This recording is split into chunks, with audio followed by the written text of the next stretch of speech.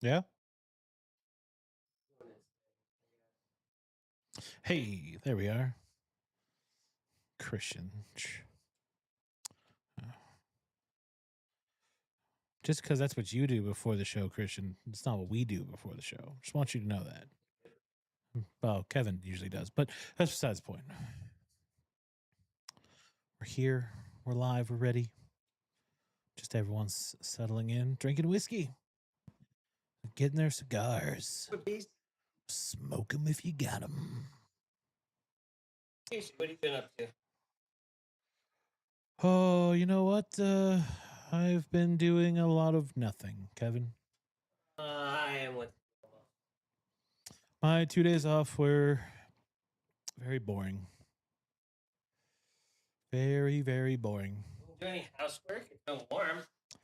Dude, it was 84 today. It's March 18th and it's 84 degrees in Carson City. That's unheard of, for the record. That's wild on hot. It's golf weather though, so Lane's happy. I'm sure he'll tell you about his golfapades. He's already got the flops out. No one can see it, but the flops are out. That's a different show. But I have a rule that when Lane wears the flops, I know that summer is basically upon us now. So it is the dawn of sunshine and hot weather for people. Yes. You're just talking to yourself. Filling in dead air, talking to myself. It's just me in Wayne's basement. I was going to talk to Christian, but he's taking a pregame poop. So What? Just go ahead and tell the world, why don't you?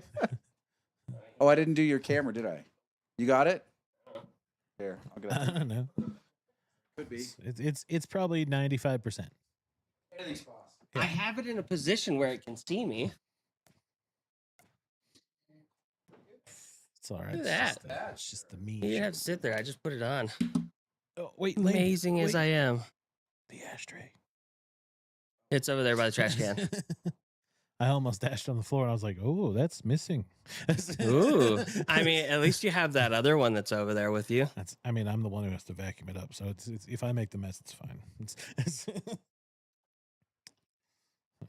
Welcome, gentlemen. How do we look? Welcome. Welcome to the Thunderdome. That's not what this is. Could be. I'm sure that's not copyrighted anymore. I think I need to lower our camera just a little bit. What do you think? Just a smidgy. What do you think? Yeah, I mean, it does seem a little tallish. Right, there's a lot of headroom. Yeah, It's a little high, for sure. I know you put the headroom there for my ego, and I appreciate that, but you can lower it down a little bit. I don't. You got a lot cut out on the sides, too, it looks like. Yeah, that's a new. I'm trying to do that. Yes. Ah, got it. No one needs to see the rest of that. Whoa. There we go. Whoa. Oh, on the sea. I hope no one's watching this in VR because that would have made someone sick. Someone just got sick. Someone is like, You know, I used to get seasick every time I was in the tank and it was hot. Like if it got too hot, I started to get woozy yeah. and like I couldn't breathe. But they had this little hose for the vent for to cool down the equipment inside. I pop it off and shove it in my shirt real quick, cool off, and then plug it back in. I don't think it's supposed to be used for that, but it worked. I mean, there should be a little attachment that lets you use it for both. I wish they weren't that nice. Seems like an oversight for. I mean, it very well could have been an oversight, but guess what? It's the Army. They don't care about their personnel. They care about the equipment. The equipment's more expensive. True. Very true. Very true. And Definitely harder to replace. Harder to replace. Especially, I feel like it's getting harder and harder now. I mean, from what I hear from Anthony, it's definitely getting more cumbersome to get people trained. Fair. Yeah. Really? Yeah, they got a lot of squirrely leadership over there. What? And it's I mean, leadership's always been squirrely. The Hexathian hasn't squared away the armed forces in the Department of War? No, the Department of War is lacking. Okay. It's at war just with itself and productivity. All right. That's what we really aim to attack, productivity. Yes. Welcome to the Big Ash live stream. I'm Lane. They're Casey and Kevin. Tonight, The Oscars, a little vocabulary lesson, probably some F1. Tahoe summer has started. What else? I've got some movie stuff to talk about. I want to talk. I think I have You picked up a new barrel pick a new barrel pick. for us. Christian did. Oh, sick. I wonder what we got. Tom Barona, probably. Dirty motherfucker. He says high proof Texas shit. The Office know-it-all and the problem with the news. But first, oh, whiskey oh, and cigars. I thought the Dacia Sendero was coming, but Nope. damn. All right. I am smoking the Illusion Epernay Tanella. It's new. It's what you guys are reviewing tonight. Bless you. Knock it off. Tanella? Yeah. That's not even a word. What is that? What does that mean? It was probably Italian. Because I think he bought the blend from an Italian. Oh, so it's a dry cure. No. It's a Toscano. Shut your whore It's a mouth. Toscano in disguise. I can't wait. It's gonna have all the perfect Dude, Toscano flavors. all right. For anyone that's going to watch both this and the review, at some point, I'm not going to be there. They're going to be like, oh, yeah, I'm definitely picking up dry cure notes. And they're lying. They're lying. You haven't even tried it yet. Yes. Our whiskeys tonight, we're doing something a little bit different. I didn't bring over the bottles. Shit. You're fired. The Westmark guy, the regional distribution manager, was in here and he brought us. So they're trying to do Westward. Westward? Westward. Yeah. I always mix up. I make one up. There's two, Westland, Westward, and then I make up Westmark. Yeah, patent pending on that one. That's ours. Don't fucking try to steal that. I'll get the bottle. Anyway, so they're trying to do a direct-to-consumer model. So they're focusing on like their club. They're a smaller producer, craft, but it's an American single malt. And this one's PX sherry finish. So you guys, I think it might be the first sherry finished whiskey you guys have had. I feel like I've seen Westward starting to get on the shelves. Yeah, the problem is their distributor they don't have a great distributor. I see him at Total Wine. Yeah, for sure. At Total Wine. But I mean, that's not hard.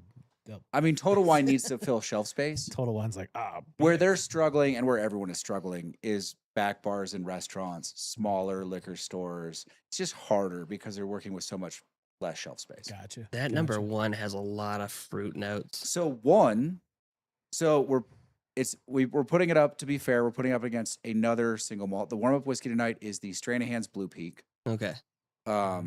Which is what, 90 proof? Yes. And then to see if we like it better than a random mystery bourbon, because that's what's in the middle. And then the Westmark pick. And I'm going to go get that real quick. Yay. Number one looks way lighter than the rest of them. That's the Stranahan's. Yeah, I know. That's a good. Stranahan does a good job. That stuff's tasty.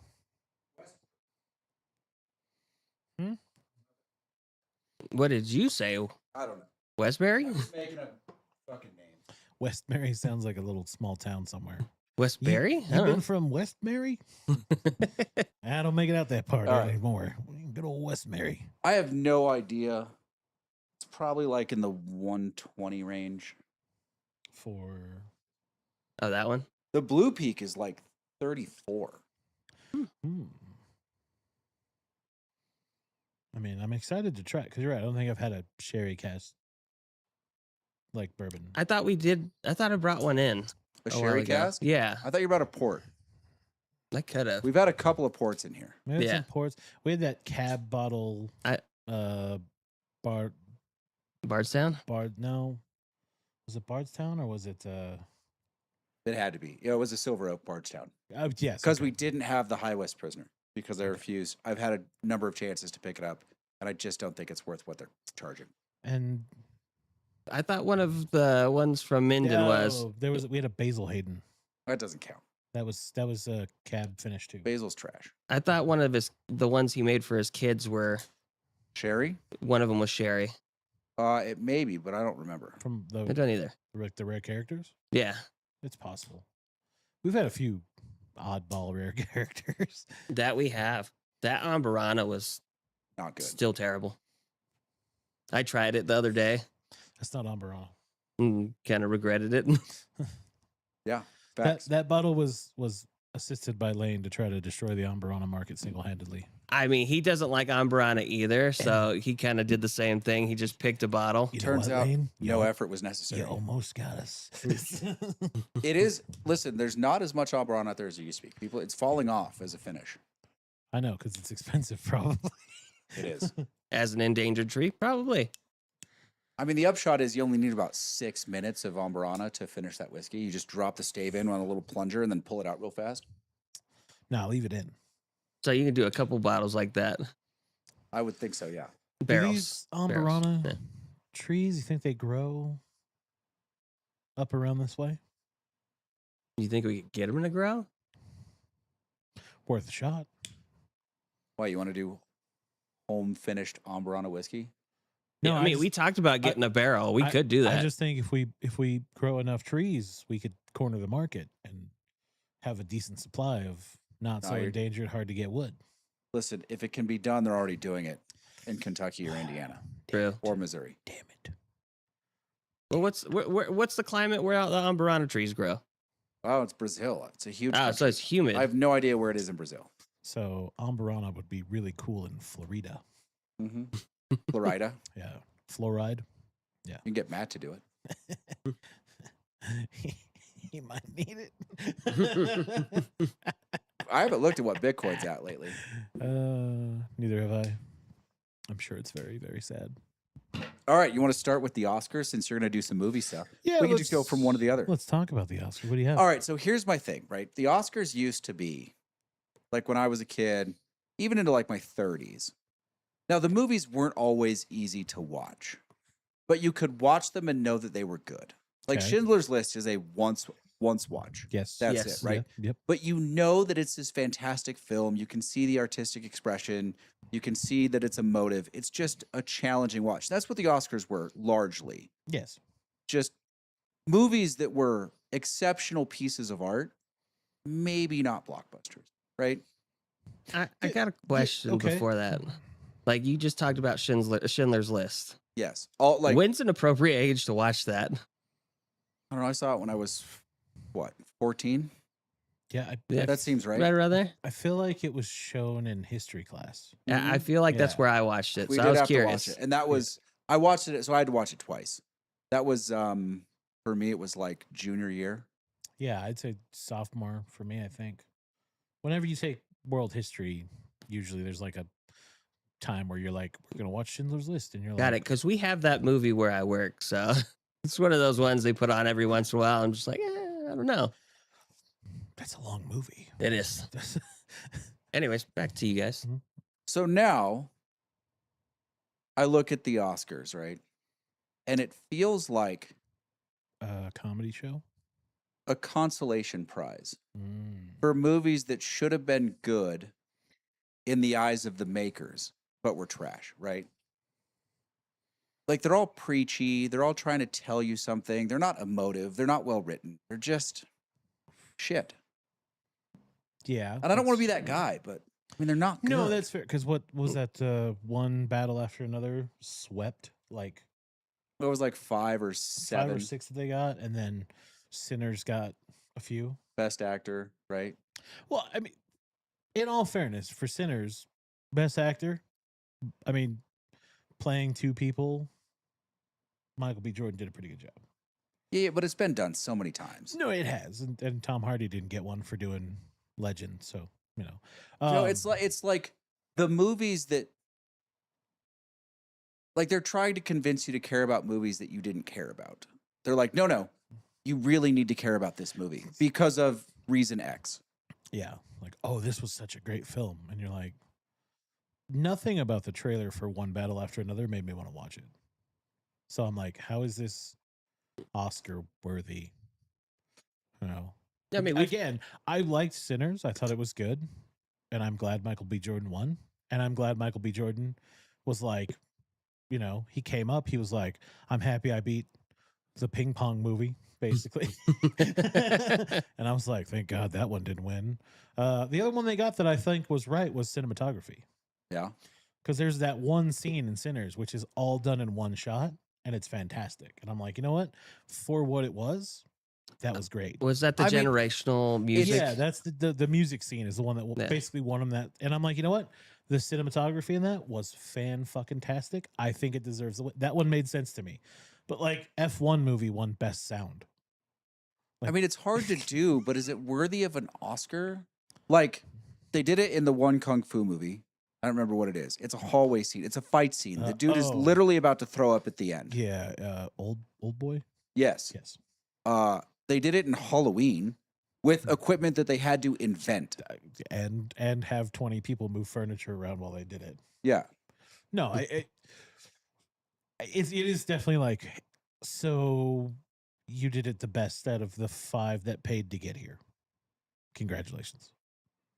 That is what I mean. Once the K-pop Demon Hunter guys got on stage, I was like, okay, we've jumped the shark. I just don't know what the value of the Oscars is anymore. I mean, we've gone over this. Movies have gone downhill quite a bit, so the Oscars are just there to. I mean, this is one of those things, right? You could go back and like pick any 90s era Oscar show to watch and be like, fuck yeah, those were like defining movies. Yeah, well, listen, everything with Daniel Day-Lewis. Yeah, 100%. Just about. Whenever they're like, and it was like, oh shit, he won the Oscar for that. Fuck, I'm glad he did. Yeah. Like people used to be like, wait, I'm nominated. There's no way I'm beating Daniel Day-Lewis. I don't even know why we're on the list.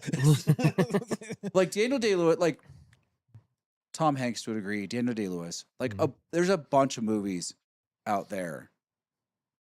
They tried to tell the best story they could, not engineer the most important message they think you need to hear. It's just frustrating. No, I mean, I get it. Because it's like you watch, like, because I'm always like, I'm not going to really watch the Oscars, but I'm always curious to see who wins. And you read through like the nominations and you're like, there had to have been something better. I mean, now granted, in the modern era, there might not actually be something. No, better. that's, I mean, you really look at this, you're like, okay, but like most of them, right? It was the ping pong movie with Timothée Chalamet, One Battle After Another, and Sinners. And there's another one in there that I like didn't even care about. And I'm like, okay, I don't even. And you're just like, this is what we're working with right now. That's tragic. These are the 4 movies we picked to be like, yeah, okay. I'm like, what are we doing here? And then you just read who wins, and you're like, okay, really? Okay. Oh, that's exciting. I don't even watch them because, again, they're not interesting to me anymore. I mean, at this point, it's just another like gold star to put on your resume as an actor. Like, yeah, I won an Oscar. But, you know, at the same time, is it a little, what's the little symbol? Little asterisk next to it? Like, I won an Oscar post 2009. Like, oh, so you didn't really win. You just I won an Oscar in the nerfed movie era. Yeah. We haven't made a classic in a long time, but hey, I won an Oscar for it, so pay me another $10 million because now you can put my title as with Oscar award winning Michael B. Jordan. Yeah. Leonardo DiCaprio almost won another one. Do you think they'll ever get back to telling stories? No, not for a while. Yeah, no. Maybe, but it won't be in the movie. Like it won't be in the theater movie, like what we grew up with as great movies. It'll be movies that are largely forgettable because they're streamed. It showed up on Netflix. They bought it into one theater, so it was eligible. It'll be stupid shit. I mean, there's clearly there are certain movies that go into specific categories just because they know they can win. You know, like we may not win Best Picture, but we can go win Best Animated Child's Movie because we made one that was more popular for kids, and that's just how it was. Did Iron Lung win anything? No. Nah, didn't think so. No one saw that movie. No one saw the other movies. I mean, no one saw any of the other ones. I think except for Sinners. I think he almost hit number 1 for that first weekend. Yeah, like he was in the number 1 spot for like 3 days, and then Sunday hit. Is that Brendan Fraser? No, that was Iron Lung was that streamer one. Oh yeah, no, that one doesn't count. No. unless they paid to put it in some chintzy 30-person theater in they were in a lot of theaters. Oklahoma somewhere where 30 people were like, yeah, we went and saw it. It was free. We had to pay $1. Puts us on the list to be able to like get in. Yay. We're so happy. I mean, Yay. yeah. I mean, unless you actually know the game, that movie was, you'd be lost watching it. Well, not just that, but I mean, like, in the last 15 years, Yes. name a movie that you're like, you need to fucking see this movie. Like, that's just like, you have to see it. So back to 2011. You can go to 2011. I was going to say Fury, but that's just me. Wow. I know, you keep saying that. Wow.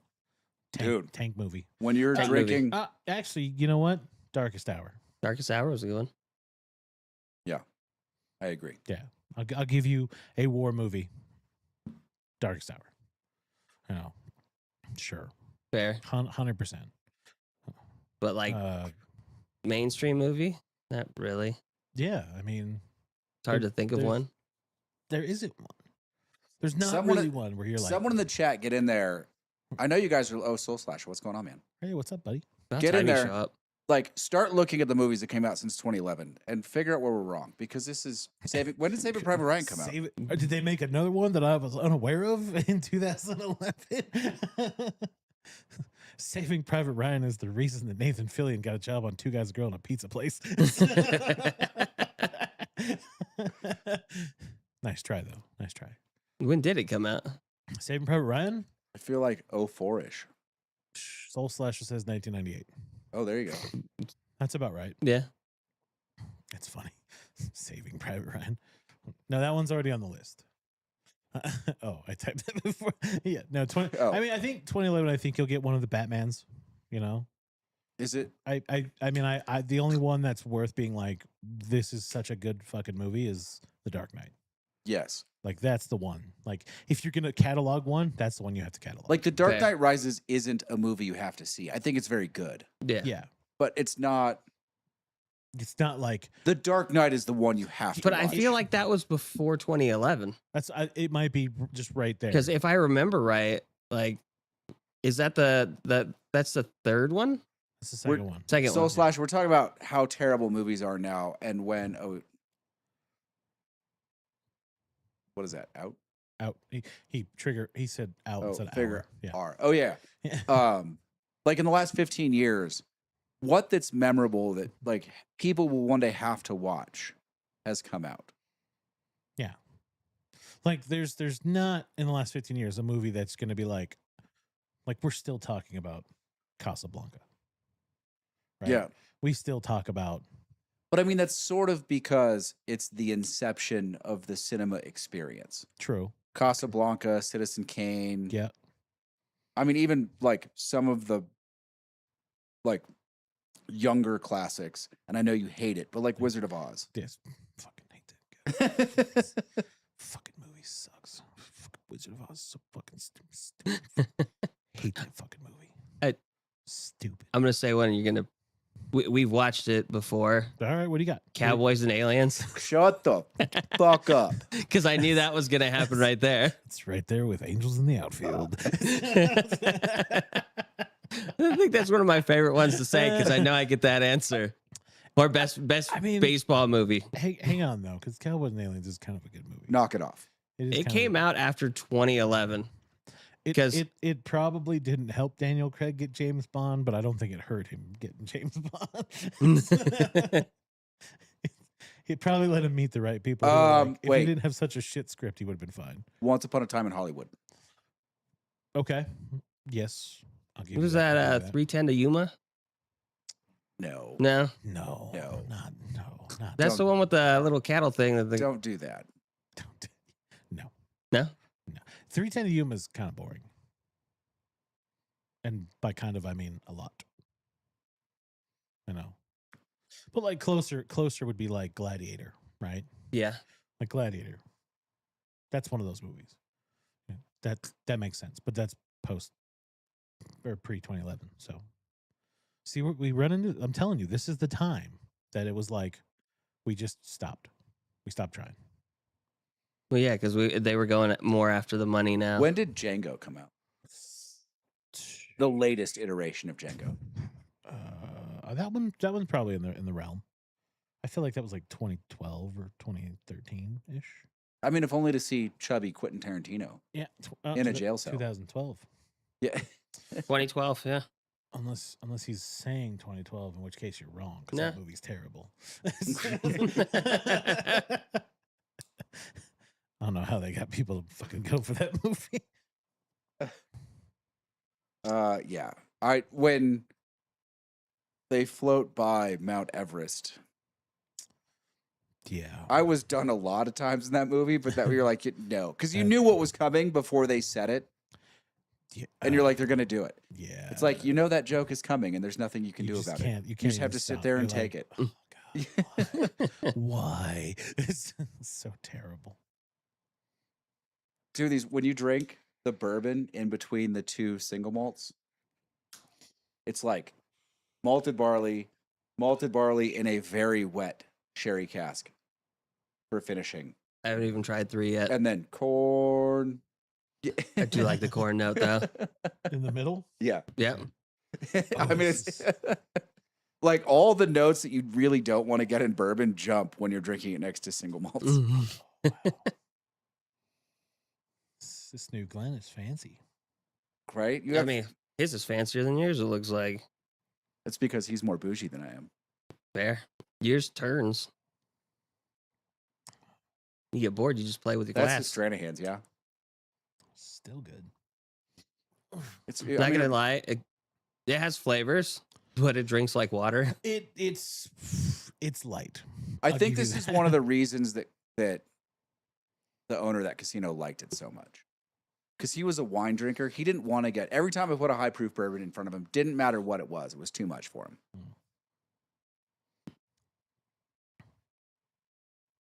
That one doesn't even taste like it's 120 proof. I use this for cocktails.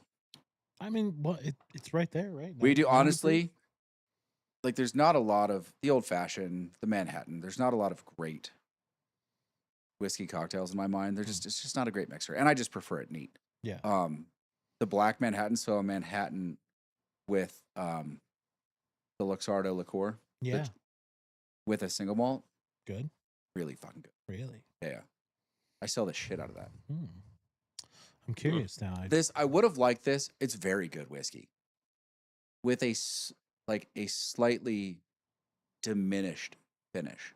I feel like the cask they used was too wet. There's just too much sherry. It's very sweet. Like it's very fortified wine forward. Oh, Christian says Oppenheimer. I can give him. It's in the conversation for sure. It's good. It's like right on the threshold line. You know what? It is. It's right there. Like it's hanging off the edge of the cliff with its fingernails. I think for me, it's not written as well as it could have been. Yeah. I think I imagine the book is very good that they used for the reference, which is Oppenheimer's book. It also feels a little overproduced to me. I could tell you what the top 10 from IMDb from 2010 to Hold on 2019 is. I want that, but Yeah, hold on a second. Yeah, hold that thought. Oppenheimer, Okay. but with the gritty feel of the Chernobyl docudrama. Oh. Yes. It needed that old school feel. Yeah. Because you're right. It feels a little too clean. It needed to feel a little bit more dusty. Yes. I like that. I think that was the answer. A little Sepafor filter or something on there to kind of give it that little shine. All right, Kevin, what do you got? What's the top 10? Lay them on me. This one's going to be rough. Okay. Wait, hold on. Is this top 10 for critics or is this top 10 revenue It producing? just says 100 best movies of the decade.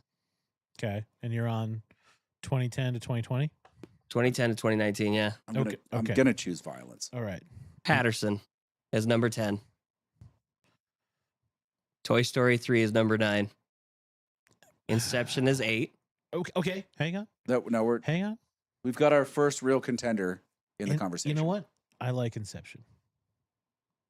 I think that it proves you can do a lot of money when you give it to Christopher Nolan and just say no one's going to care what the script is. So I'll accept that one as a possible contender. Manchester by the Sea. Seriously? That's number 7. The movie that Casey Affleck won a fucking Academy Award for? Oh, yeah, well, that would make sense. See, it's already started. An animated movie called Your Name. Mad Max Fury Road, number 5. Knock it the off, son. I mean, Fury Road was good. It was super fucking mid. Yeah, okay. Tell me I'm wrong. No, it's better in black and white, but that's that's all I got to say about that movie. So just make it black and white and it's better. It comes in it's called the Chrome Edition and it's black and white. It's a lot better in black and white, but it just doesn't hold a flame to actual Mad Max. Number 4, The Wolf of Wall Street. I mean, it's a little campy, but I think that's fair. Okay. Is The Departed on that list? Number 3, Interstellar. I just can't. I mean, No. Interstellar's cool. Interstellar's cool for its graphical representation of a black hole because it's actually what a black hole looks like. Fair. And that's about it. Do you know that if you were on the planet that Matt Damon was on, an hour and 57 minutes has passed by since that movie came out? Okay. Thanks to relativity. And, Yeah. But I don't know. Okay, what's the next one? The Grand Budapest Hotel. Seriously? Number 2. Seriously? Yep. Number 1, Get fucked. Prisoners. Prisoners? What's Prisoners? Prisoners is the Hugh Jackman, Jake Gyllenhaal movie about the kid getting kidnapped, and then Hugh Jackman's the dad, and he tries to find his kidnapped son, and then he goes crazy and basically turns into like a murderer. It's good. I don't know if it's better than the rest on that list. I tell you, Dunkirk is number 13. Dunkirk should be higher. Yeah, It's not even great, but it should be higher. It's not great, but it's accurate. They put Django at 21. See, Django's in that. It's in the realm. There. Yeah. But it also should be higher. Django, and it's Tarantino, right? He takes all the risks in the world, and it's not really risk to him because it's Tarantino. But with any other director heading that film, you would have looked at it and said, "God, I can't believe they did that." They paid money for that. I mean, not just that. Like some of the risks they took with the dialogue and the thankfully, Tarantino had like 8 movies before that where you were just like, "That's a Tarantino film." Yeah. How is that 21? That's I ridiculous. don't know. They put The Hateful Eight at 76. I wasn't a huge fan of The Hateful Eight. Fair enough. It's probably my least favorite Tarantino film. Yeah. I don't see The Dark Knight on this list. Wow. It might have came out in 2009. They have Dark Knight Rises on here. Okay, so then so see there's the problem is that The Dark Knight is before 2010, so it's 2009 is when that came out. So that makes Again, sense. The Dark Knight Rises was good, but The Dark Knight blows it out of the water. every time. Every time. Wow. And The Departed's not on there, which I thought that I didn't see The post- I Departed. thought that was post 2010, but it also might be 2000. Where they get predates that. Yeah, I think it's before then. All right. Well, that's Martian is 48. Oh, The Martian's good too, though. I like The Martian. I mean, I don't know about their list. I think it should be higher. The Martian? Yeah. 100%. Should be like top 20. Yeah. It's up there. I mean, if Interstellar's up there, Yeah, no, that's same guy, different different eras. That's all. Same NASA guy. what did you want to talk about for movies? Well, so they put some trailers out. They put the trailer out for Dune, which Is it 2 or part 2? Or it's 3. It's part 3, which technically makes it the second book, I think. okay. Right, because this is the war book. Is the first book in the first 2 movies? Did they kind of condense the books a little bit? Are they already talking about kids in the second book? Well, in the second book, yes, Okay. but in the movie, it ends with them taking back Arrakis. Yeah. and killing the Emperor. And then this one is supposed to start where they're talking about kids. So it's like something's a little off here. Yeah. It looks cool. Like they did a very good job. Like it's very good, very theatrical, right? It's very like, oh, this is very pretty if I was in an IMAX theater. But there's a lot like the second one was just 45 minutes of filler that didn't have to be there. And I think they could have told a much better story. So I'm afraid that this new one that comes out, while the trailer looks really cool, okay, it's going to be like an hour of filler shit no one cares about. It's going to be fucking terrible. They also sort of skipped their Empire Strikes Back moment. Maybe that's why I'm not so invested. I wasn't invested in the second one. I'm not really invested in the third one. I thought the first one was very, very good. The first one's fantastic. We all watched it. Mm-hmm. But you kind of need to go, like they jumped. They went from the first one, which is development and very good and kind of gritty and struggle, straight into defeating the Emperor, which is the Return of the Jedi, right? Like they missed the struggle. There's a whole movie they missed where they need to show real struggle. And that's the thing. Like that's what they skip over is like the building blocks of like the fighting. Yeah. There could have been a lot more of like planetary fighting and like understanding how the rest of the system works, and it really is just really about and getting really close to losing. Yeah, and it doesn't really feel that way at all. It just kind of feels like all of a sudden you get to the end and you're like, oh, cool, and now we're just gonna fight the Emperor. You go back to last week, we were talking about cliffhangers, right? And The Empire Strikes Back doesn't really cliffhanger. Like, it kind of pays off everything, but it cliffhangers the plot, and that's the closest you see them to losing in the entire original trilogy. Yes. And you don't get that in this. You just get, hey, the good guys won. They kind of Mary Sue'd the plot. A little bit. It's just not that interesting. I mean, I like seeing Christopher Walken as the Emperor. That was kind of funny. Yeah, and I'm sure it's beautiful because the first one's beautiful. The black and white planet with the black sun, that was really cool. Like, that's something I never really seen before. Like the way they did that was really cool. I like that. It was cool. But it didn't. All of a sudden, it's just like, and now we all know how to ride worms, and we're gonna go kill all these bad guys. Can't just be cool gimmicks. And that's kind of what most of it feels. So I'm afraid 3 is, and it's funny because at first Warner Brother was like, oh, we don't know if we're going to put this out in December. And now they're like, we're going to take on December now. We're going to put it out because we're going to go against Marvel because they're weak. We're going to stick them in the armor. I mean, I have no problem with that. No, I didn't think you did. I mean, they also Warner Brothers put the Spider-Man trailer out to show off the new Spider-Man, which I gotta be honest, looks not very good. Really? Yeah. I don't know what they're doing. Well, neither do they. It turns out I don't think they do either. They're putting a lot of like side stories together to make a movie, and you're like, oh, so you guys don't have a roadmap anymore. Yeah. This is the part where we're at, where they're like, what do?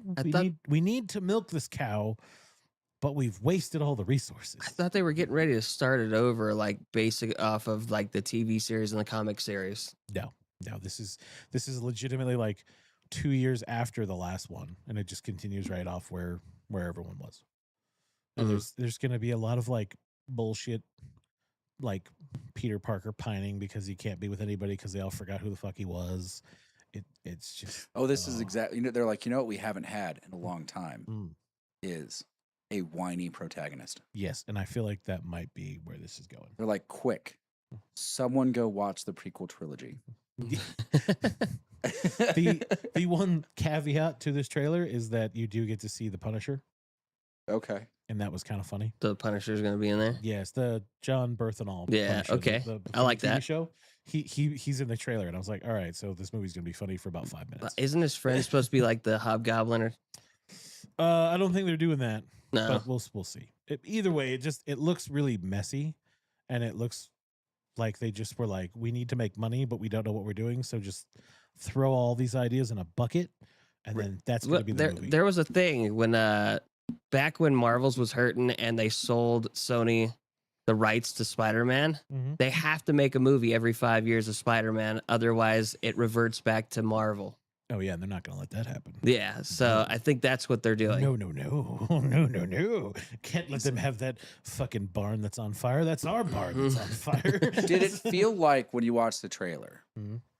they had a collection of scenes, like 14 to 16 scenes, and they all thought they were really good? They didn't necessarily all belong in the same movie, but they're like, quick, someone come up with a plot that strings these together. It's much like a trailer for a TV show, like telling you what the whole season's gonna entail. Okay. So yes, it does kind of have that. It has that like this season on Spider-Man, and you're like, oh, this would be cool if each one of these was their own episode. It's gonna be an hour and 30+ minute movie, and you're gonna be like, that was a lot of bullshit for nothing. I Fair. don't know what's going on. Yeah. And then remember I told you guys about that War Machine movie? Yeah. So I watched it. The movie? Yeah, I watched the movie. And? It was on Netflix, and I was like, all right, you know what? I like Alan Richardson. So I was like, oh, this might be campy enough that I'll enjoy it. Holy fuck, that movie's a fucking pile of hot garbage. Really? All right, you know, I don't care about anybody, so fuck you guys. I'm gonna spoil it for you. So the movie starts off with Alan Richardson. He's got this ugly beard, and he's an engineer, right? Okay. He's coming out to help this Humvee in the middle of the desert. Okay, and you're like, all right, I thought this was a movie about like Army Rangers, but I guess we're gonna start here. Kevin, you know, stop leak. Mm-hmm. Is that used a lot in the Army? No. Okay. This whole movie is basically about stop leak. Stop loss? No, stop leak. It's a thing that you put in the radiator that stops the leaking radiator. Oh, It God. clogs up and gunks up the hole. So there's a joke about how he pours it in the radiator in the middle of the desert, and the radiator can't breathe. And that's why the Humvees broke down. Turns out the guy who drives the Humvees is his brother. And so his brother's like, oh, hey, man, we're going to go join the Army Rangers. I hope you know that. He's like, I don't really want to join the Army Rangers. I'm happy being a mechanic. Right. So you're like, oh, okay, this movie needs to get us to be like, oh, we're going to go and be Army Rangers. And then his brother and everybody gets killed. Everybody except for him. So they spend the first, I don't know, what is this, 30 minutes? No, this is like the first 15. Okay. Trying to convince you that the 6'5" jacked tank of a human being is not actually the star of the film. Yeah. Oh, it gets better. You know, oh, it gets better. Better than stop leak, you could just take up some pepper, some that you use for food, and throw it in there. It does the same thing. Yeah. So Wait, Christian also just watched this movie. oh, Yes. So he'll probably be laughing. So like the Taliban blow up the whole convoy, right? And Alan Richardson's like, had to carry my brother, blah blah blah, and then it just cuts to him on a bus because he just had a flashback, and you're like, okay, now we're going to Ranger School. He has this fucking knee brace on his knee, which it's like 2 years later, by the way. So it's like, okay, so he's had this knee. It had shrapnel in it. It was jacked to fuck. Like he walked like 5 kilometers with this jacked up fucking knee. Like that thing's never going to be That's right. done. Yeah. But he's like, it's fine. We're at Ranger School now. So he takes the fucking brace off, puts it in his bag, takes a couple ibuprofen, and he's like, I'm going to be a ranger for my brother. And then he just shows up, and then they're like, well, he just beat the cut for the age limit because, you know, there's an age limit. Mm-hmm. And every time he showed up before, he's medicaled out. So we're going to let him try this time, though. And you're like, okay, first of all, if they denied him the first 4 times, there's no fucking way they'd be like, you can come back. If he was already meted out a couple of times, they're not going to let him go. Yeah, so you're already like, okay, this movie doesn't make any fucking sense, but whatever. You know what? We're here. We're riding this out. We're riding the dream. So it basically just goes with him like performing as the ultimate specimen. Like he like they go on a run with like full gear. He's like half a mile in front of everybody. And I'm like, okay. At 245 pounds, whatever he weighs in at. Yeah. He's not like working up a sweat. He's just like, oh, this is great. And then the guys who are teaching are like, where's the rest of the guys? He's like, they're behind me. Because he's like, I'm not making any friends while I'm here. Mind you, Dennis Quaid is in this movie. Dude, I love that every time you need to like mumble through a bad scene, it just becomes Sling Blade. Because that's all it is. Yep. That's all it is. It's just him training and then sitting by himself in the lunchroom. And then at some point they're like, hey, we need to talk to you. And you're like, okay, cool, here we go. And Dennis Quaid's like general. He's like, we can't kick you out, but we want you to sign this form so you can quit. And he's like, I'm not quitting. Like, well, I'm here to fucking be the man. I'm across that line. And they're like, all right, well, whatever, you do that. So then it gets to the final time, and they let him pass selection, which, mind you, he would not have. So they're like, this is the final test. You got to go into this. They're in Colorado, by the way. Okay. Yeah, because apparently that's where it's cheap to film. Yes. So they're like, you're going to go out, and you're going to blow up this vehicle. You got 24 hours, and then you got to come back here across the line. You're Rangers. You get the scrolls. They're really serious about, you get the scroll. I'll hand it to you myself. The Ranger tab. Yeah. And so I'm like, all right. Where's the fucking alien part to this fucking movie? Mind you, it's on the news in the background for some of these scenes. It's not even like really you're paying attention to it. It's just like the news is like, well, NASA's seen this asteroid coming this way. It's going to fly right by us. And you're like, all right, cool. Whatever. So they fly out. They get dropped off in the middle of the fuck-ass nowhere mountain. And they're like, all right, let's all walk together now. And then Alan Richardson has no personality at all. Because he's like, I'm not making friends. I'm not being a leader. I'm just here to fucking cross the line. I don't need to do anything else. And so like, he's just like, we're going. And then everyone's like, yeah, it's a great speech. This guy's a fucking asshole. So they go and they get to this part where they camp, right? And then this like big rock flies over and they all just kind of go, what the hell was that? And one guy's dumb. He's like, that's artillery fire. I can't believe they paid for that. I'm like, who is this guy? First of all, they wouldn't let artillery fire in fucking Colorado, you stupid fucking idiot. I'm like, well, I don't want that guy serving. I want that guy somewhere else. Well, no, hold on. We did let it over I-5 in San Diego. That's different. That doesn't count. That's fine. This is Colorado. You think they're letting you do that in Colorado? They're all about saving trees and shit. They ain't doing that. But so they're like, oh, I don't know what that was. Must be artillery. So then they wake up and they're like, look at that. The general really went all out on these special effects. It's this like metal fucking box. And you're like, okay, first of all, you know the mission for this is going to be dirt fucking cheap. You think this fancy ass metal box is going to be the thing that like is what you're supposed to blow up? Come on, guys. But they all get ready. And then Alan Richardson's character's like, I see some weird glimmer over in the forest. What is that? So he runs off, and they're like, "Where the fuck's that guy going?" Like, what the fuck? So they set up C4, and it's all very cool and tactical. And then Alan Richardson's in the forest, and he's like looking at this fuselage for a plane. He's like, I think that's the thing we're supposed to blow up. Oh shit! So then he starts running back through the woods. They blow up the fucking thing. It just doesn't do any damage. This walking mech thing stands up, turns around, scans a bunch of dudes, and just starts leveling guys. Like there's like 15 dudes, and it just whittles them down to like 8 within like 5 minutes. And I'm like, okay, well, this movie's not going to be very long. So everyone starts running, and they're like running through the forest and, running through the trees. And then they get to a cliff part, right? And one of the guys has this really terrible fucking injury, right? And they're like, oh, we got to reset it for him. But he's already going to die. Like, he is bleeding profusely. And they're like, put some gauze in there and fucking, get a tourniquet on that thing. It'll be fine. And I'm like, that dude's fucking dead. Like, I'm sorry, but that guy's bleeding the fuck out. And then they reset the bone. And then the robot is chasing them again. So then they're like, we must rappel down this mountain really quickly. So they do. Midway through, the robot shows up, kills the guy at the top. The hurt guy then falls like 100 feet on his already broken fucking bike. And he's just like back on the ground. And they're like, oh no, reset it. And then he passes out. Now they have to carry this fucking guy. And I'm like, okay, so you're going to slow down now to carry this fucking guy. There's like 6 of them now.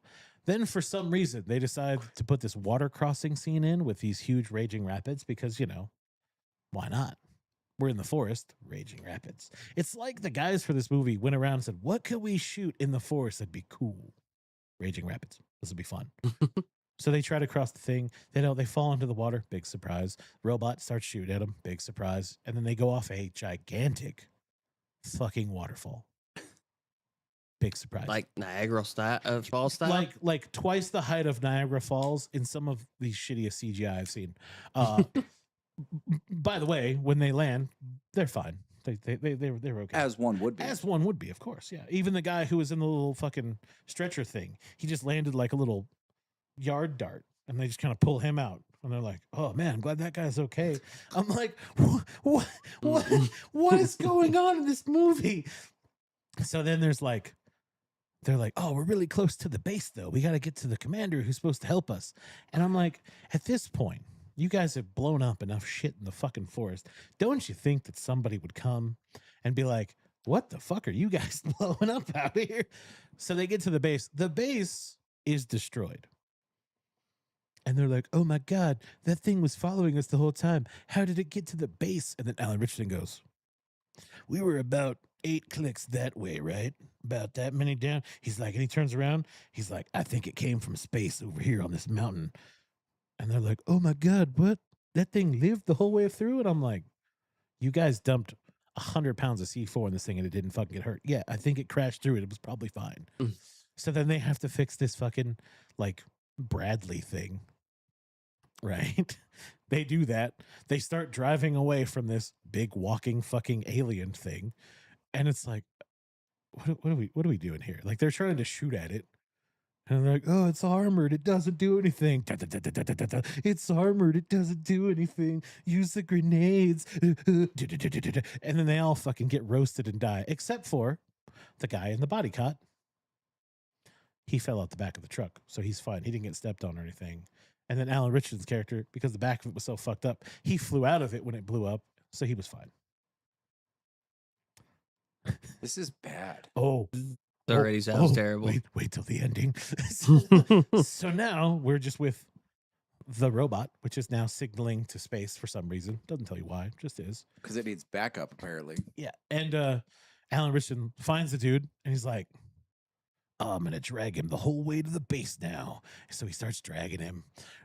Let's destroy. Dragging him. Oh, no, he's fine. He's No, the base. Oh, no, this is the other base they're trying to get to. Okay. The actual base. Oh, gotcha. So he's just dragging him, and then it's raining, and he's dragging him through the mud. He's having flashbacks, and it's raining, and then he starts crying, and he's like hitting the ground, and then the big robot's like scanning for him, and he looks back at it, and he's like, "That thing's trying to vent heat. Interesting." And then he looks at the guy who's in the little body thing, and he pulls him out. And he's like, he puts him on a tree. He sits him up, puts him on a tree. He's like, "You gonna be okay right here?" He's like, "I'm not going anywhere." He's like, "All right, I'll be back for you." Now, Alan Richardson runs. What to was this the point of sitting him up? to get him out of the body thing so he could hide from the laser scanner? Okay. Don't ask these questions, Lane. Don't get too attached to the movie. You're thinking too hard already for this movie. So Alan Richardson runs to this quarry, right? And he's like, I need to do something. And he's like looking around, and he's pushing a bunch of these buttons to turn on all the lights. And he's like, "How do I get the little rock thing to work?" And then he looks over and he's like, "Oh, there's a little remote control thing." And he's like, "That's how it works. This'll be cool." So he sets up a flare to lure the alien vessel to him.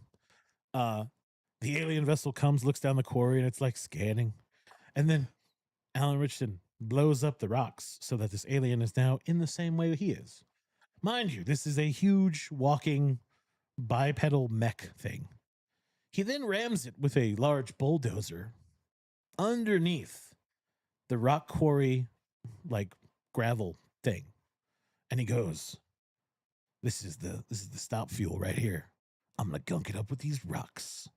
So he's holding it with this bulldozer while these rocks. Oh, like it's pinned? Yes, it's pinned against the wall, and these rocks are now falling into the heat vent.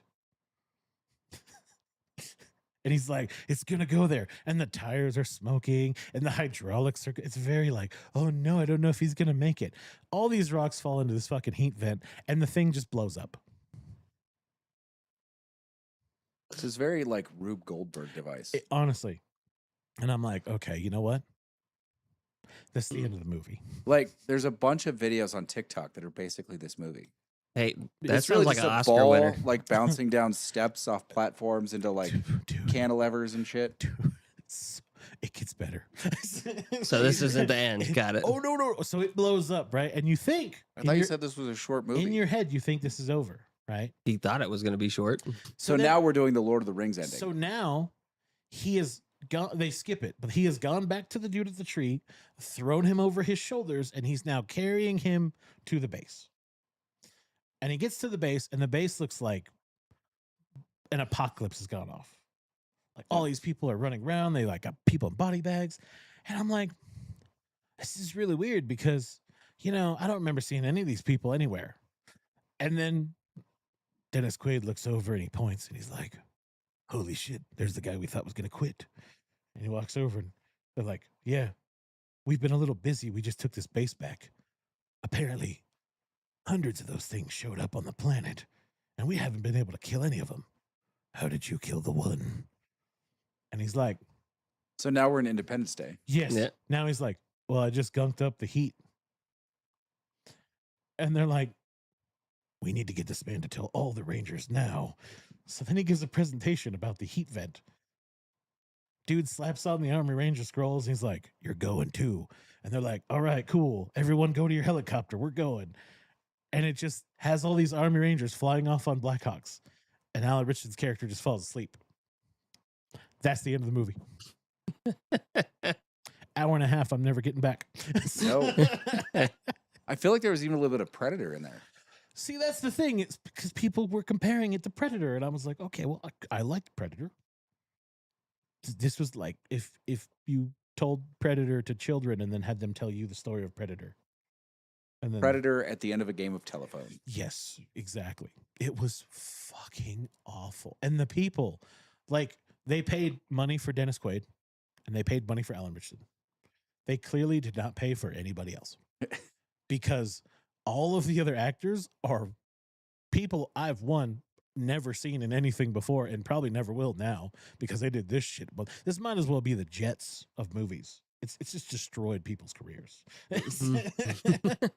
Except no, there's going to be one. Oh, no. There's going to be the Sam Darnold. Oh, yes. But I also think He's going to win an Oscar. they think there's going to be some kind of sequel with how they set it up. And you're hoping that there's not. I pray to fucking God there is not a sequel to this fucking movie. Like there is. This is At a least whole you know you don't different have to level. see it again. Like the sequel, you can just ignore. No, because I'll just know what happens. Is a very you watch it and you're just like, okay, so Alan Richardson clearly has got main character armor. He can't die. So at that point, Plot you're just armor. like, yeah, you're just like, nah, it's fine. Whatever. You're going to forget about this in the future and watch the second one. No, I'm not. No, I can't unsee this terrible movie. Yeah.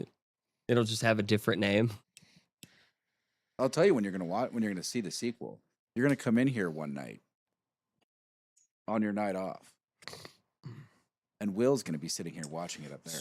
So I would be like, turn that fucking shit off. Canceling Netflix right now. So they don't get my money anymore. Oh, that's so brutal. It's bad. It's and that's like this is a movie people have been like, oh, it was really good. And I'm like, no. Can It you was see not. why it could be good?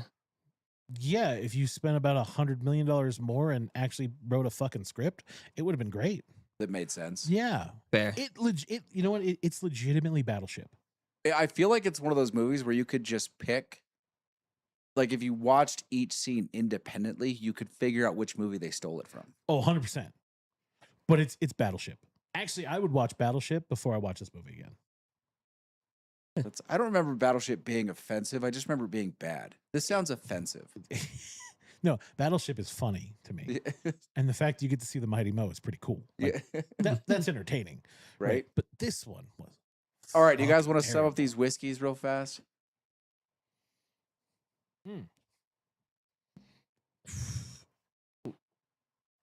The bipedal alien looks like a two-legged imperial walker. Mm. Is what he said. If it had chicken wings, if it had metal chicken wings, yes. No, what was a terrible alien movie or alien series on? It was on TNT or TBS. The big sky, dark sky, Dark Sky, maybe? dark sky Dark Skies. I don't think I ever watched it. with Noah Wiley. Yeah. Yeah. I feel like those mechs are probably closer. Christian says wasn't it wasn't that that bad. You can fuck right off, Christian, because you know it was.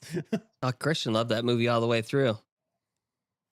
That has, from the sounds of it, the army way. You just do shit until it works. Christian might be getting a little deep on the barrel proofs tonight. Well, and what's funny is, you know how they say money is because no one actually has a name. They all just have numbers. So for the entire movie, Alan Richardson's character is referred to as 81. Okay. That's good. And you're just I like, feel like the mystery whiskey is very good, but because I'm drinking it around single malts, I have no idea what it is. I took a break from drinking the single malts, and I finally drank that by itself. I like it more than the single malts still, even though you still get more of the corn note. wow, you get a lot But of, I go 2, 3, 1. get a lot of flavor out of 3, don't you? Yeah, 3's got a ton of flavor. That's a mouthful of flavor. It's slightly disjointed.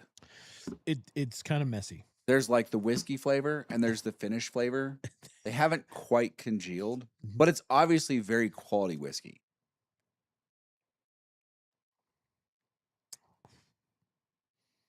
Yeah, 2 just blows those out of water, doesn't it? Yeah, as long as you're not drinking it side by side. Yeah, you have to give them a break. But The 2 problem is if you drink 2 after 3, it's awful. Yes. Like it's bad. Yeah. it's not that fun. And then the flavors that are bad when you take a break start to diminish. Off the nose, what do you think 3 is? I mean, 2. This is the problem. Like I can't with all the malted barley. You just getting the corn notes. Yeah, it smells like a Booker's. But it's like it doesn't drink that way. But the nose, because the single malts, it just pops like a Booker's. It's a Larceny batch C927. 924. 927. There is no 927. Well, then somebody put 924. Put 927 on it. That's Casey's writing, so he botched this. I think it's a 4. No. I know what a 4 looks like. That's a 7. No, but I think it's meant to be a 4. Oh yeah, it's probably meant to be a 4 for sure. Because it came out of my samples.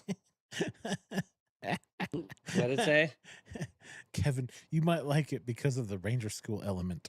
I never wanted to go to Ranger School. They never interested me. Well, they remind you. Green too, Berets would have interested me. that about 4 or 5 times through the movie, they remind you that Rangers lead the way, all the way. I mean, that's what they say. But I have no comment. usually the first people in are the Green Berets. It was bad. Just watch something else. Watch Predator. Watch Predator 2. Predator 2 is kind of fun though. Because of Danny Glover. It's not a good movie, but it's kind of fun. Because Danny Glover. Yeah, because Danny Glover, for sure. Yes, it's 100% Danny Glover. And the one dude who's wearing a very 1980s suit. Isn't that Bill Paxton?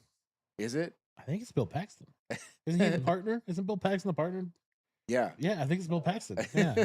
Yeah. Predator 2, way better. Like the big collars. Oh, yeah. And he's- I missed that look. That's a good look. All right, moving on. So summer's arrived in Tahoe. Oh Turns out. yeah. Dude, I rode. Yeah, yesterday was almost certainly my last day on the mountain. It's so torched up there. You said on the Nevada side it's torched for sure. There's dirt Did- and rocks everywhere. Did you see the picture he posted? I haven't gone on any of chairlift this. video. Oh, yeah. Dude, I was like, where? And you still went down it? Where is that? There were a number of sections that were the White Ribbon of Death. It was like 8 feet wide for like 40 yards. And on either side was disaster. So I should not be on that. No, you should not go up on the Nevada side. No, don't ruin this. Yeah, no, go. You should. Yeah, I mean, I got enough time to heal if I get hurt. I have enough banked up. Coming down, have you ever been up Stagecoach Once. or just Boulder? Yeah. So the very bottom of Stagecoach, you know the road's right next to you? Yeah. So half that, because the other half is now a creek. And not like Snowmelt Creek, like it's melted down to the dirt and there's actually a creek there. Oh, nice. In mud. That's All how kinds much of things. runoff there is. No, there's like in the summer, there's a real creek there. Oh, okay, yeah. Now you can see it. There's no snow to cover it. So it's like 12-foot wide snow, like ski run, 10-foot wide creek. So you can go down snowboarding and then go right into the creek right afterwards. I know someone's been in that creek. Well, yeah, Because you come around, there's a little corner, and you come around that corner with a ton of speed. And I'm sure people have not made that corner. oh fuck. That's definitely me. I'd be in that for sure. Or someone saw it and was like, I bet I can ride on top I'd be of that. so mad. I mean, it was 85 in Carson City today. I was golfing. It was amazing. It was so gross. I've been wearing shorts all week, so it's been nice. Yeah, I've been wearing shorts at work. But at the same time, I'm like, I miss the cold. We didn't get. I enough did of the want cold. more of a winter, but if we're not going to get winter, I want it to be summer. Like, we can just skip spring. Might as well, yeah. Casey's going to throw things at me.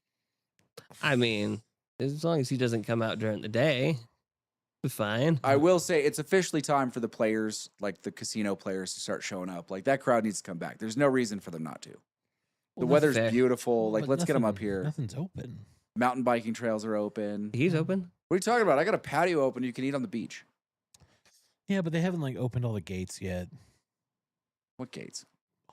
All the Oh, I know. Like, you know, like they should be. They should the be out there nat- right like now. the state park stuff. Yeah, the state park gate should all be fucking open, They should be. especially in the basin. Maybe not like Hope Valley. I bet that's probably still a little snowy. Probably.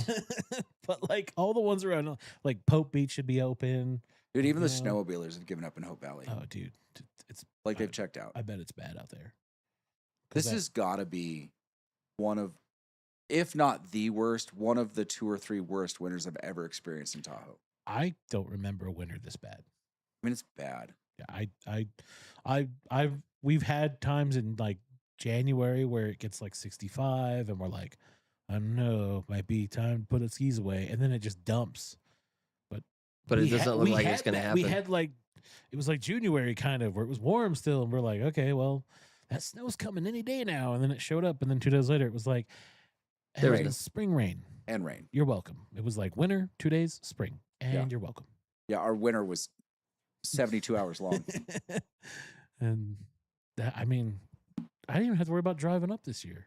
Dude, I had to play. I know, not on a single day. No. I had to. So my irons are getting reshafted, Mm-hmm. and I borrowed my brother's irons, Yes. The 14s or what? the 14s.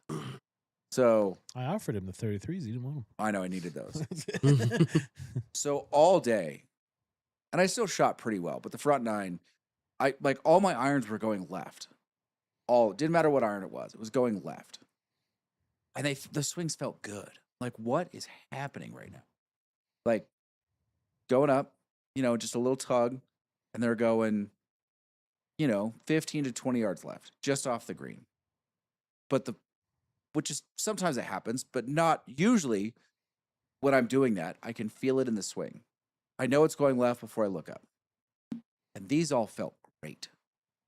Then I look up, and it's not going where I want it to go. I'm like, what the fuck happened there? So I 4 over on the front, 1 under on the back. I shot a 75. And I just started aiming a little right, and it worked out. And then so I brought him from my brother. And I'm driving home, and I call up my brother because I'm seeing on my if my clubs are done. And I'm like, yeah, I don't know what's happened, man. Like, all my irons were going left. And he goes, all those irons are bent 4 degrees up, right?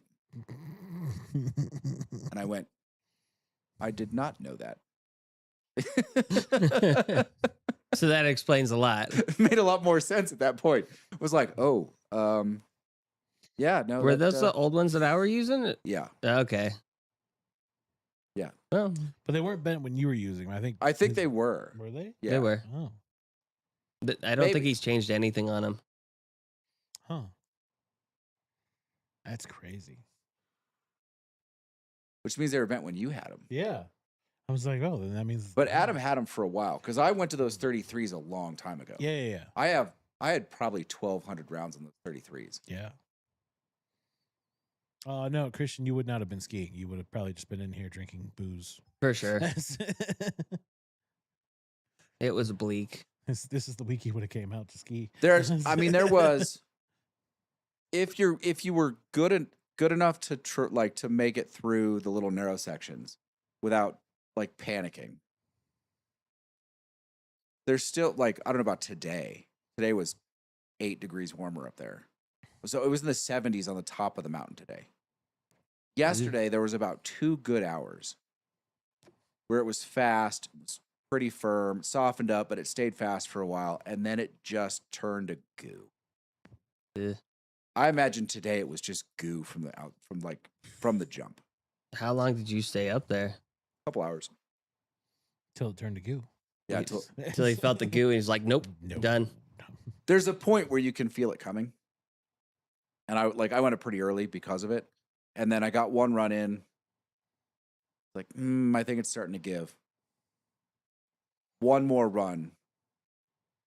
I got about halfway down up at the top, and I go, I bet at the bottom it's just a mess. A puddle. And I don't want to do the mess thing from top to bottom. Like, I'm just going to run this out. And I did. And then the last third of the run was just slush.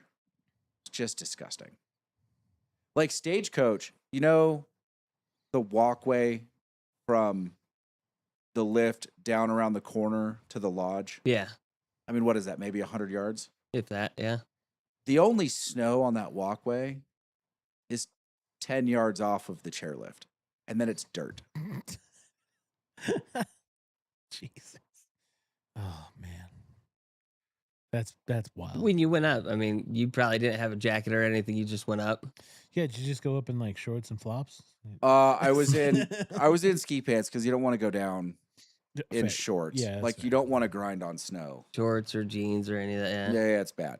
And then I was in a t-shirt and a puffy vest, like the Patagonia Nano Puff vest. Yeah. Then he was already sweating. It was a little too I bet much. I was fucking just cooking in that sun. Like, nah, I'm good. At that point, just wear a hockey jersey. You're good. Now you know what a hot pocket feels like. Right? You didn't need any of that. You could have been up in a t-shirt. For sure. I mean, the season's done. We might get a couple more, like we might get 3 inches or something. It'll last all of about 6 hours. Casey's about to ask where the girl's at. Yeah, were the snow bunnies out? No, Oh, they gave up. that only happens at Palisades. Right? And on St. Patrick's Day. It was yesterday was St. Patrick's Day. I had an invitation to go up and ski Palisades with a bunch of people that probably started drinking at 9 in the morning, and I just didn't have it in. Man, snowboards. Knowing and what the bikinis. snow is, yeah. Well, I mean, the plus, drive up and then well, how early would you have had to leave here to get 2 good hours out there? 7. Yeah, that would have sucked.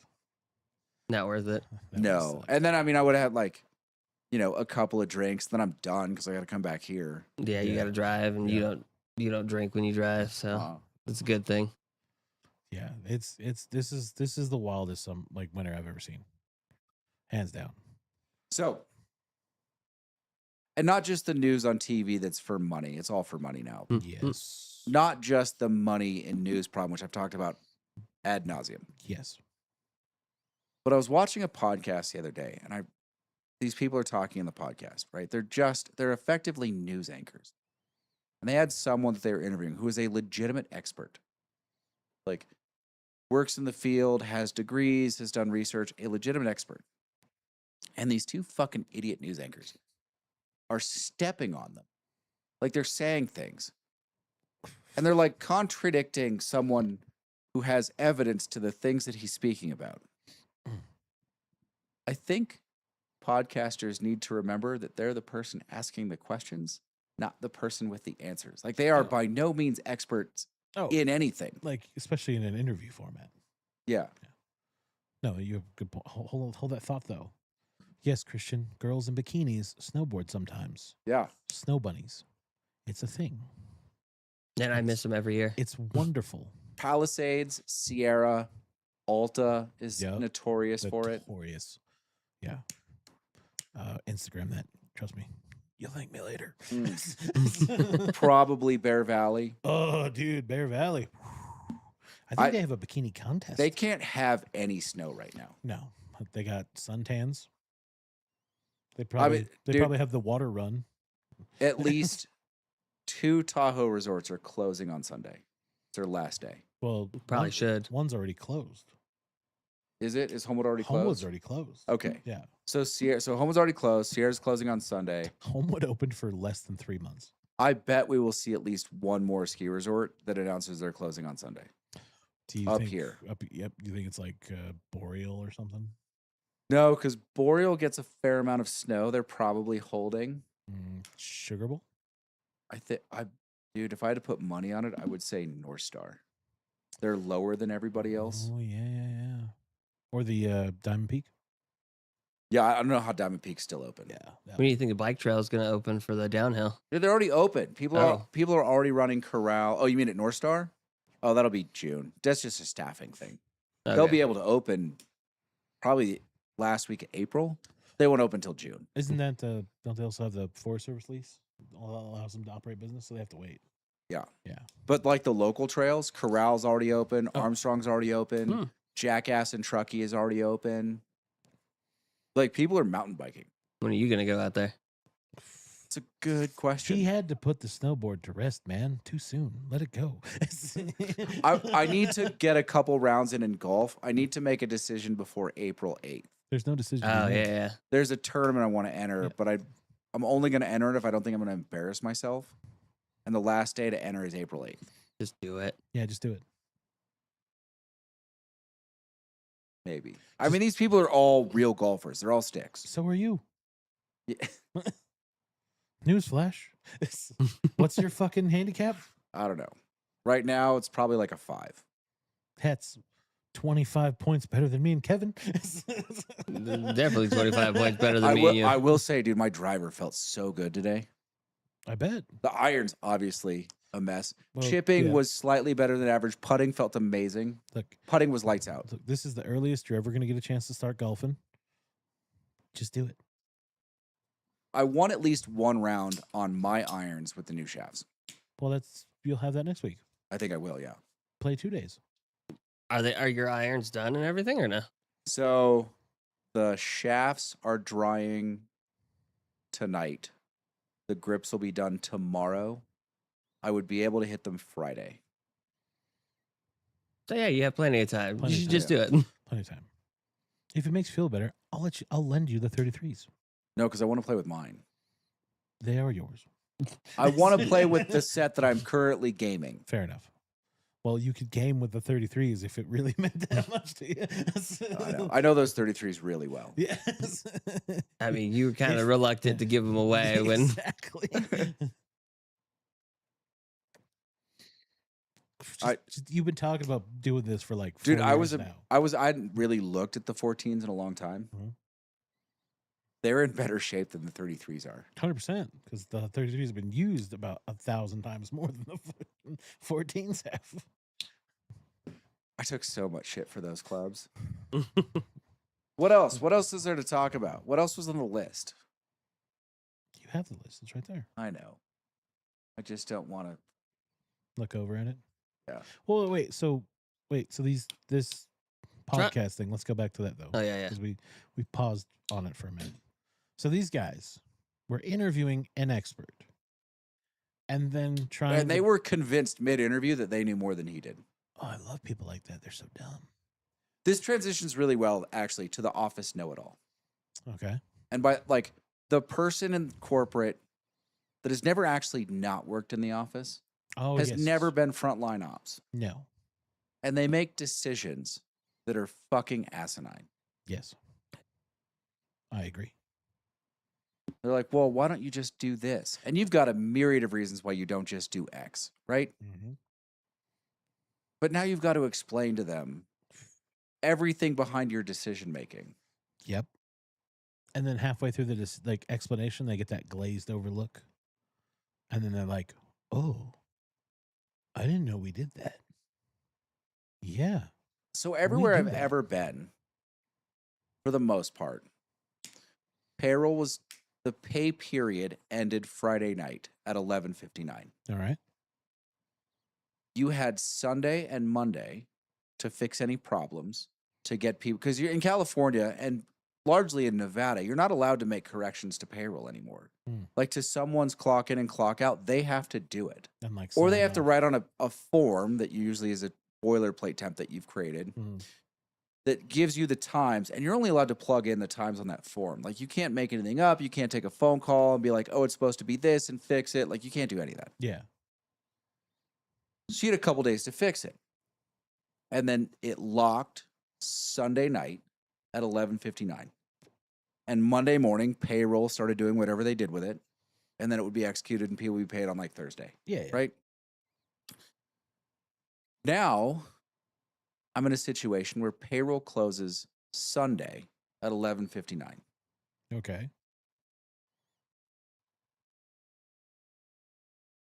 Hey, like, I have to close payroll Monday morning at 9:30. 9 hours and 31 minutes You have to after fix the pay this. period ended. I have to fix this. And they're like, and it's, it's all because someone in corporate was like, we need more time to do whatever. Oh, well, let's just bump this up a little bit. Like, it won't matter to them. And fine. Like, selfishly getting up after a long day or a long weekend on Monday to close payroll by 9:30 and make phone calls and try and get people to fix their shit is obnoxious, right? My other problem, very practically, and has nothing to do with me, is that the person that got off work on Sunday, who's the only person I'm not going to have their punch fixed, right? The problems that I'm going to have to fix Monday morning, that person isn't even out of bed at 9:30. Yeah. Like, this is a 2 to 10 employee. They're not doing anything at 9:30 in the morning. Well, they're sleeping. Yeah. So now not only do you have to be inconvenienced, you have to inconvenience them. If I can even do it. Like, how many payroll errors is this going to cause? They're like, why is this so why is this such a problem? Why are we having so many payroll errors? They're not going to have any idea why. Right? Yeah. And then these people who have these random payroll, like missed punch, internet was down, whatever problems, Monday morning, they're going to get a negative stigma attached to them. Like, oh, well, they can't even manage payroll. Like, why would we give them these better shifts? Why would we consider them for this promotion? Why would we whatever, right? All because the system is designed badly and they're just set up to fail. Like, I don't understand. It's really easy to spot the people that have never been in ops because they're so willing to make the ops people's lives harder for their own convenience. Yes. Hospitality's the same way. Well, this is hospitality. But like hotel hospitality. Oh, yeah. Same way. Just you get phone calls from people who are like, well, this is how it runs in Vegas. And you're like, cool. That's Vegas. You know what? There's things to do in Vegas. People don't care about getting into their room at 3:30. And they're like, so this is a problem for you guys? Yeah. It's a problem. We don't have anything to do. You're like, look, we have half the rooms and a fourth of the staff. Yeah. And so, yeah, it's a problem. We don't have an airport close by. Like, you have to realize that people are driving an hour plus to get here with the expectation of this. And then they're in our faces because we can't, like, adhere to the standards that you can in Vegas because you have 1,000 rooms and half of them are fucking empty. And they're like, oh, we didn't think about that. All the time. It was like, well, this is how it's done in Vegas. Good for Vegas. We're in the mountains. We live on totally different fucking rules. Dude, it snows up here sometimes. In the casino world, the Vegas thing is real because everyone's like, oh, obviously the best managers and directors come from Vegas. Lies. It is. Lies. Well, they're also playing a different game in Vegas. Like in Nevada, you literally refer to casinos. We have a label for it. There's Vegas math. And then there's all other casino math. Yeah. Because they get to play a different fucking game. Now it's costing them right now. Turns out they don't always get to play a different game. Yes. But they're playing with different numbers. They're playing with 330 million tourist visits a year. Yeah. That's 10 years of tourism in Lake Tahoe. Yeah. No shit. It is. That's 10 summers. All right, real quick. And then I'm done. You guys talk about whatever you want. Quick vocabulary lesson. Oh. The podcast and news media world has decided that their next buzzword is writ large. What? WRIT space LARGE. Writ large. Okay. Is this like a new word the kids are using? It's an old word. Oh. But they're using it wrong. Okay. So everyone uses it in like in total. So they say writ large to mean all encompassing of this group. I've heard it. Now, to be fair, for what it really means, if you go down the rabbit hole of semiotics far enough, they're very closely related, but there is nuance and they're fucking different. Writ large means obviously or clearly. You use it when you describe a trait of a group that is expressed clearly to the world. The United States tendency for warmongering, writ large. No cap. Oh God. On God. Out here standing on business. Rit cap, son. Rit. I'm gonna start using that. Writ large. What's up? What you know about writ large? But it doesn't mean all encompassing or in total. No, it clearly just means obviously. It doesn't mean the whole group is doing a thing. It means if the whole group is doing a thing, it's obvious and clear to anyone outside the group. And there's a difference, and like almost never have I heard it used correctly by people who speak professionally. Man. So they're just utilizing it wrong. I will burn you, motherfucker. I had to. He's like, he's already mad about Just words. right on the Throw top of this the in. hand. Just fucking. Oh, that's good. It was either me or Kevin was going to say it. I was gonna let you. That's all I got. Oh, wait. Cigar. Oh yeah. How is your Tonella. Toscano? Dark. Little bit of natural sweetness. Mhm. Black tea on the finish. Mhm. Lot of pepper. Okay. Just a hint of like a dried fruit. Oh, so there is some dry cure in there.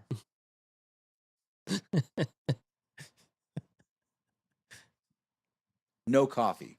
Or no Oh. chocolate, but a pretty serious on the front end of the palate. Mm-hmm. Espresso. Like straight espresso. Okay. Okay. Little Like bit- bitter, little no lemon and Yeah. sugar, straight out of the cup.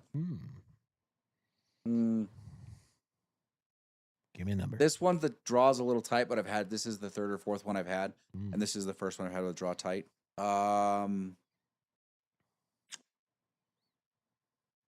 84. 84. Ooh, it might be a contender for the board. It might go on the board.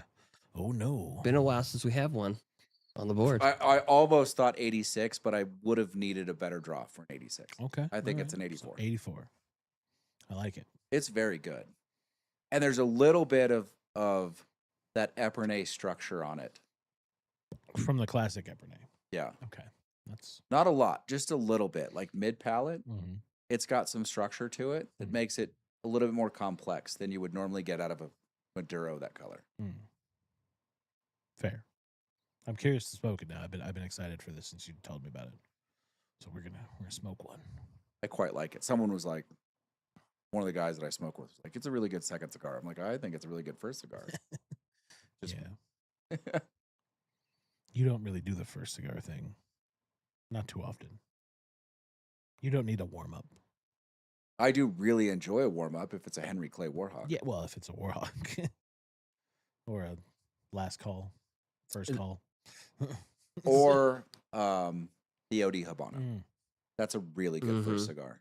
That's why we go through so many because we need to do the same thing every time. Yeah. That is true. We're like, you don't sound as good as Harmadaff. One of these. All Yeah. right. Yes. My only problem with them lately was the fact that they unraveled. Yeah, that Just whole, those The Gordos, those yeah. Gordos, yeah. He had a couple though. I think he had a bad run. Okay. I don't know what happened. I think he had some questionable quality control in his last run. It happens. So I was curious because I was listening to something on the way up. So, I heard that they made Vance the czar of. I guess he's supposed to be looking for people embezzling. Yeah, like fraud. Yeah. A czar of money. No, I forget what it was called. The- Something czar. The treasury czar. Dude, I feel like, and the problem is Trump doesn't know this, right? Like he thinks this is a real endeavor. Vance knows he was just sent on a snipe hunt. and he's trying to figure out what to do about it. Don't worry, we'll find the snipe. Like or dislike Vance, Yeah. I think he's fairly intelligent. I mean, I know he's getting these assignments, and they're probably off the cuff. Like, he's just saying it into the TV. Trump is. yeah. Like, oh, so-and-so is going to take care of that. And they're sitting off in the corner like, wait, what now? Like- I wasn't paying attention. What am I doing? What He's like, was I just I think volunteered to do? I think I just heard my name. I was totally looking at Instagram. What did he say? Yeah. I'm doing what now? Great. I was on Ivanka Trump's Instagram. What happened? I'm the czar of what now? What I'm now? sure there's a part of him that wants to take Trump into a room and be like, you do understand that I'm going to have to run for president at some point, right? You could make that easier. Fair.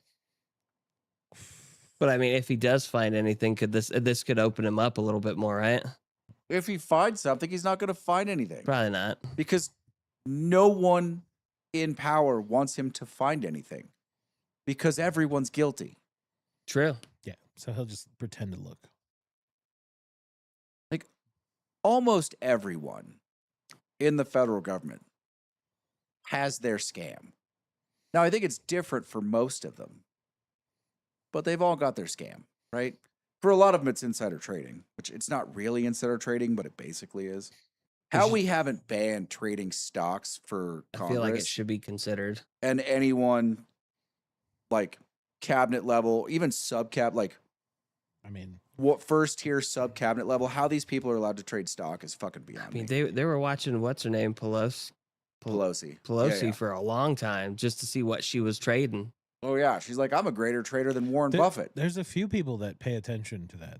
I think There's entire apps built I was about to say, track her there's, trades. There's apps for that, right? Yeah, Where yeah. they're just like, oh, it looks like this person's into this now, and you're like, why? Listen, scamming your job in the federal government is not a left or right thing. Isn't everybody thing? They're all guilty. Yes. Writ large. Properly used, sir. I can do it every now and then. Good job. I don't know. You see how surprised This is he was? okay. Here's what this is.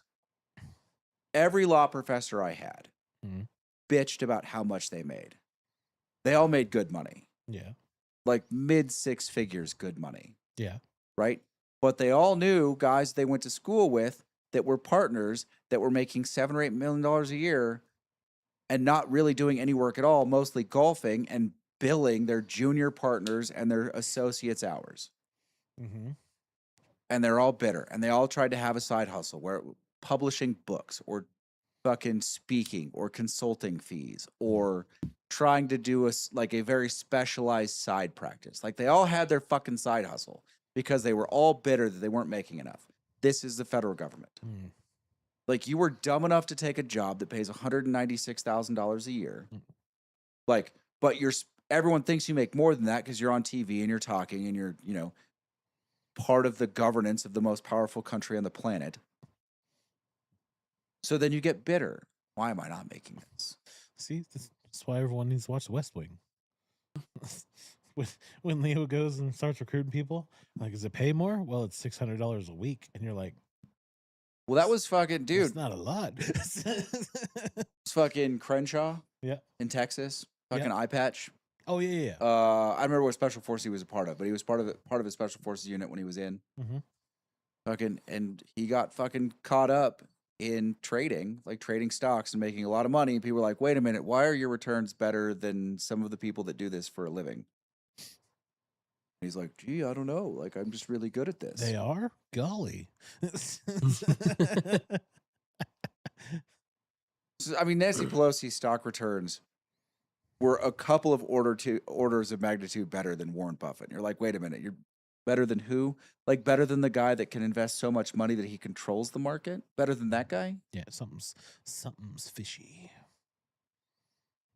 That's what happens when we have a whole Senate full of evil supervillains. And then someone goes, well, it is really like this is the federal government. It's the best and the brightest. And then the rest of us laugh. No, you defunded the best and the brightest. It's called NASA. I feel like there's still probably some pretty good scientists at NASA. I mean, probably, but they're not getting paid well. No. What do you guys got? Getting Anything? shafted. Nothing really. This happened today, but what is it with old dudes being super pervy? I think it's just a thing. I think you reach that age, you're allowed to be. It's kind of an assignment. It's just like there's like two paths, right? There's like you're really cool and humble, and then you're just like this super pervy, like a borderline gross, and you're just like, why is that cool for you to say? That's dumb. Because they can get away with it now. Just bleh, comes into your mouth, and you're like, why would you say that in front of other people? Hmm. Like what? That's just What are we doing here? Like, come on, have some self-respect. I mean, there's a point where old dudes just don't care anymore. crazy I- Uncle Skeeter. He's fine. I get that, but it's like, come on, what are we doing? I say some off the wall shit, but I don't say shit like that. I'm like, yeah, that's. Well, you're not at that's that gross. age yet I'm not gonna say shit like that. that we know of. That's just it. Just bothers me. I'm like, ugh. Someone didn't raise you right. No, just happened today. I was like, ugh. In here? Yeah, Okay. yeah, with the alias guy. Oh, yeah. I was like, To be fair, some of the stuff he said, I mean, he was clearly trying to put on a show. he was definitely acting. Yeah. And it was like, we can see you. You left the curtain open. We can see you. You're not acting. You're not fooling anybody. It's like, oh, okay, I know this guy's gay. I'm like, oh, what are you doing, man? All right. So these whiskeys. I still think I'm in the bourbon camp. I like single malts quite a bit, but I'm still in the bourbon camp generally. Yeah, I mean, the Stranahan's is Stranahan's. It's basically just like malted It's water. super crushable. If you like Yeah. Scotch, if you Really like the Scotch entry level. profile. Well, not just it, but it's like, it's not in your face enough to be really terrible. Yeah. Right? Like you could go, oh, that's actually, I could sip on that. I could enjoy that. It goes really well in cocktails. It kind of covers the Jack Daniels of single malt, right? Like it could be Yeah. enjoyed or it can be mixed. You're not going to disappoint me. The Westward is, I like that finish, but like you said, it's disjointed. It's a little sweet for me. It is a little sugary. I Yeah. also think, and I don't know the Westward. I don't know what the age on that is. It might say, it might not. I think the he said it single was malt. 6 years. One of the reasons that companies are getting this single malt is because they don't think they need as much age, so they don't have to baby it for as long. Like it's not sitting in storage in a barrel for years before they sell it. Okay. And I think we need to get into a place where single malts are closer with our oak and our temperature shifts to like the 10 to 14 range as a standard. I was just thinking like 10 years. Yeah. Add like 4 more to that, and it would probably The be idea that you can sell a single malt that's 4 or 5 years old that's finished in a barrel is a little bit beyond me. it seems rushed. Yeah. Because if you add 4 years to that, because I think, like I said, the guy said it was 6 years. Yeah. I think if you add 4 years, then it's not gonna taste disjointed. I think it's gonna. Well, and you also don't need that wet of a barrel to finish it in. This is obviously a very wet sherry barrel that they finished it in. Like they just emptied it out. We're like, and pour the whiskey in there. Yeah. Like it needs 40% less sherry. Have more like a drier. I mean, it's very sweet, and there's someone who's going to really like that. I mean, it's obviously quality juice. They did a Yeah. good job with it. I think it just needs more time and less of a finish. Yeah. I think single malt speaks for itself most of the time, especially if it's good. But finishing it needs time too. Yeah. Yeah. So yeah, I mean, I think I go 2, 1, 3 if I have to rank them. See, I think 3 is better than the Stranahan's. Yeah. It's a little overdone, Okay.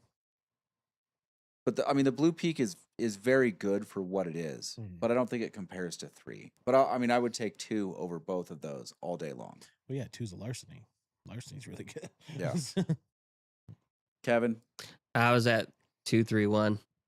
Yeah. Yeah. I agree with that. I think American single malt hasn't found its groove yet. Like it hasn't settled into its path. It's gonna take it a minute, I'm sure. It took a while for bourbon to start picking up and getting a good spot. Yeah, I mean, I really wanted to try that 12-year Founders from Stranahan's. Oh yeah. Had a French oak finish on it. Ooh. I think it would have been very good. Yeah. but I just wasn't willing to pay the price for it. What were they asking? 2. Yeah. Yeah, I little don't know steep. about that. That's a bit for a question mark single malt. And it's not. I mean, the only companies in bourbon that you're paying 2 for on 12 years is like the really allocated stuff. Generally, bourbon still, if it's not like, really high, like Buffalo Trace, which everybody wants, Mm-hmm. or like something really special, Mm-hmm. you're still in the, $10 to $11 a year range. Mm. When you start getting into the 15 a year, it's a little steep. Yeah, I agree with that. Wow. But I think American single malt's going to have its moment. Everyone thinks it's now, and I think it's still probably a couple, 3-4 years away. I'd say for sure 3 to 5. And we need to get away from the combo finishes. Like there was a 12-year Mountain Angel from Strand of Hands that I didn't bother picking up. As soon as I saw tequila finish, like I'm. Oh no. Wow. Proper consumer advice. I don't think anybody's done a good tequila finish. Mm, You know what finishes tequila really well? Tequila. I haven't had one yet. I'm curious. It's in the mystery box when we get to the Whistle Pig mezcal finish. Yeah. I'm curious what the rye is going to taste like with a smoky finish on it. I think that might be good. I keep seeing a barrel mezcal finish. Yeah. I just don't know if it's worth picking up. Who makes No, it? I will pick up the 12-year barrel when it shows up. I will pick up one of those. It's supposed to be quite good, but we haven't seen it in Nevada yet. Damn. Soon, hopefully. Yeah, soon. I mean, it's probably in Vegas. So June probably. then. Liquor Lineup is shipping again to Northern Nevada. Ooh. Are they? Yeah. That's exciting. They had some decent stuff last time we got from them. We got to send your pops back to Pinks for us. We got Right? Yeah, we haven't done that in a while. Does he drive by it that frequently though? Like when he goes He's out gonna there? he drives right by one. He's gonna drive by it in April. Okay, Perfect. But they kind of stopped doing barrel picks. fair. Damn. Then I the mean, barrel- downturn. I mean, the downturn is real for Yeah. whiskey. Like Yeah. it's not as severe as wine or beer, but it's real. Yeah. You can tell just what like they're offering in places now. You're like, oh, Yeah. What's Ooh. showing up? yeah, what's showing up? You're like, ooh, that's it. I'm good. All right. You guys good? Takes home. All right. They're Kevin and Casey. I'm Lane. This is the Big Ash live stream. Thanks for watching.